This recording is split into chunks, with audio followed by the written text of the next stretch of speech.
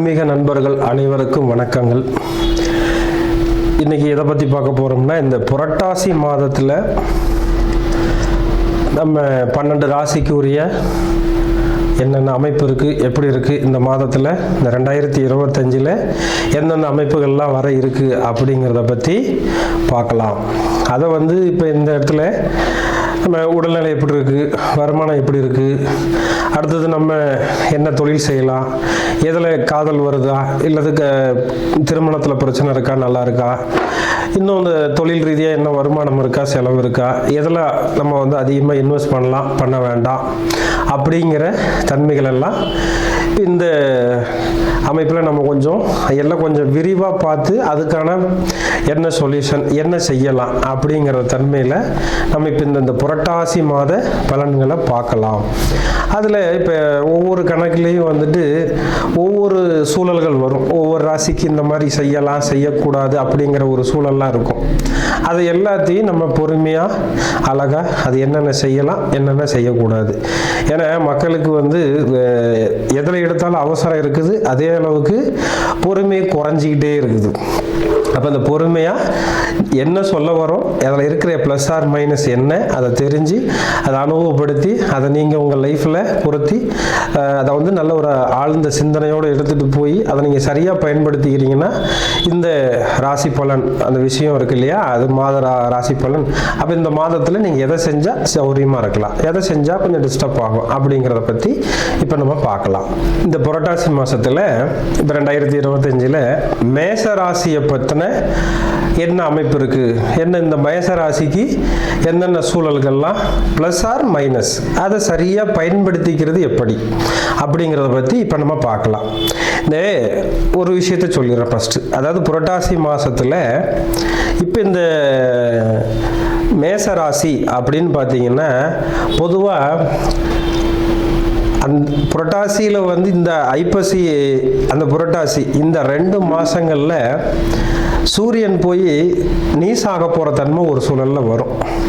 அப்போ என்ன ஆகுதுன்னா 6ஆம் வீட்டில் அந்த ராசிக்கு 6ஆம் வீட்டில் நிற்கிறாருங்கிற பட்சத்தில் ஒரு வகையாக வேலை இல்லாதவங்க, வேலையை புதுசாக ட்ரை பண்ணுறவங்க ஓரளவுக்கு தப்பிச்சுக்கிடுவாங்க. ஏன்னா வேலை தேடிக்கிட்டே இருப்பாங்க 2 மாதத்துக்கும். அப்போ ஓரளவுக்கு அதை இழுத்துக்கு சமாதானம் பண்ணிக்கலாம். இப்போ எங்கேயாவது வேலை கேட்க போகிறோம் பண்ணுறோம் அப்படின்னா டிஸ்டர்ப் ஆகும்.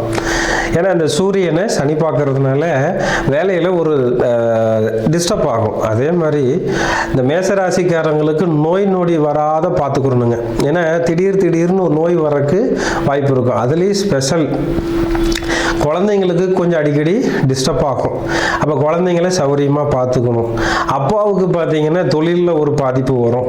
அடுத்தது மனைவிக்கு நிறைய செலவு பண்ணுற மாதிரி இருக்கும்.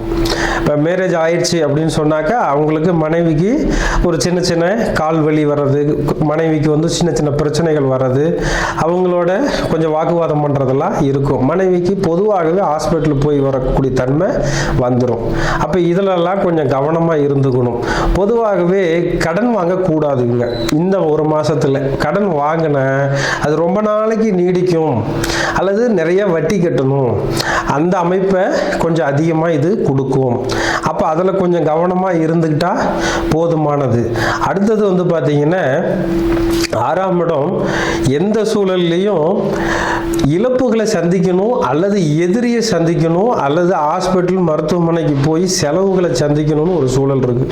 அப்போ அதில் ரொம்ப கவனமாக இருந்துக்கணும். அது நீங்கள் எந்த அளவுக்கு அதில் ஸ்டார்டிங் இப்போ ஒரு நோய் வருதுன்னா ஸ்டார்டிங்லேயே பார்த்து வச்சுக்கணும். இப்போ இந்த மாதம் புரட்டாசி மாதம் சூரியன் அங்கே இருக்காருன்னா ஹீட் சம்மந்தப்பட்ட நோய் வரும். அதாவது உடம்புல காய்ச்சல், தலைவலி, அதே மாதிரி எலும்பு சம்மந்தப்பட்டது, இந்த மாதிரி காய்ச்சல் சம்பந்தது, அதாவது முடிஞ்ச அளவுக்கு பார்த்தீங்கன்னா இந்த நெருப்பு சம்பந்தப்பட்ட நோய் வர்றதுக்கு அதிகமாக வாய்ப்பு இருக்கும். அப்போ அதில் கொஞ்சம் கவனமாக நீங்கள் பார்த்து சரி பண்ணிக்கிறது ரொம்ப நல்லது.